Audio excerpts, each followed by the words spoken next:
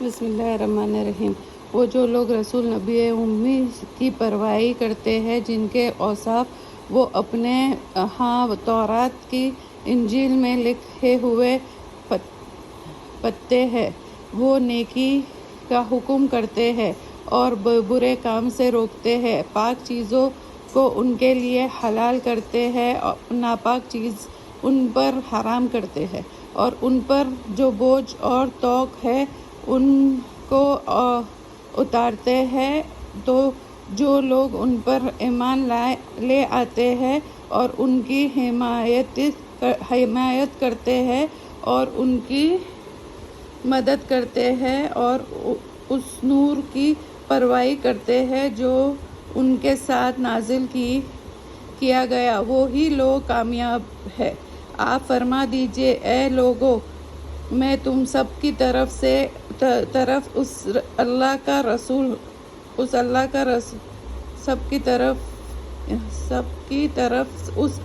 رسول ہوں جس کی بادشاہی تمام آسمانوں اور زمین میں ہے۔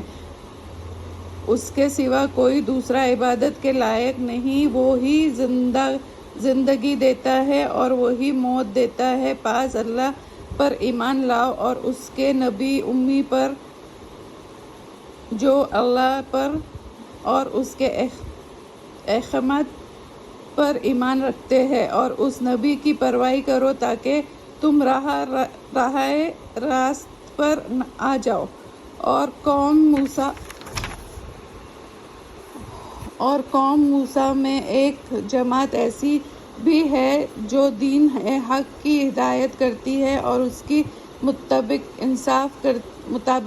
انصاف بھی کرتی ہے۔ اور ہم نے بنی اسرائیل کو 12 خاندانوں میں تقسیم کر کے سب کی الگ الگ جماعت بنا دی، اور جب ان کی قوم نے ان سے پانی مانگا تو ہم نے موسیٰ کو وحی کی کہ تم اپنے عصا کو اس پتھر پر مارو۔ بس کیا تھا، فوراً ہی اس سے بھرے چشمے پھوٹ نکلے اور ہر شخص نے اپنے پانی پینے کا مقام معلوم کر لیا، اور ہم نے ان پر ابار کا سایہ بنا دیا، اور ہم نے ان پر منا و سلویٰ، تراجبین اور بہترین اتارا، نفیس چیزوں میں سے کھاؤ جو ہم نے تم کو عطا کی ہے۔ اور انہوں نے ہمارا کوئی نقصان نہیں کیا، بلکہ وہ خود بھی اپنے نقصان کر رہے تھے۔ اور جب ان سے کہا گیا کہ تم اس آبادی میں جا کر رہو اور اس سے کھاؤ جہاں سے چاہو، اور زبان سے کہے جانے کے حنوت توبہ ہے، اور دروازے میں جھک کے جانا، ہم تمہاری خطائیں معاف کریں گے، اور جلد ہی جو نیک کام کرے گا ان کو مزید عطا کریں گے۔ مگر ان ظالموں نے ایک اور کلمہ بدل ڈالا جو اس کے خلاف تھا، جس کی ان سے فرمائش کی گئی تھی۔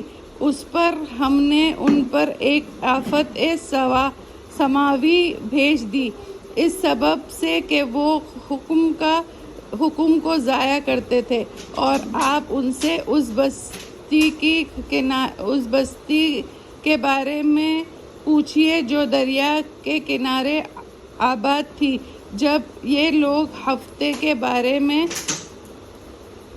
حد سرائی سے آگے بڑھے جا رہے تھے، جبکہ ان کے ہفتے کے دن ان کی مچھلیاں پانی کے اوپر آ جاتی تھیں، اور جب ہفتے کے دن نہیں ہوتا تھا تو نہیں آتی تھی۔ ہم اسی طرح آزماتے تھے اس سبب سے کہ وہ نافرمانی کرتے تھے۔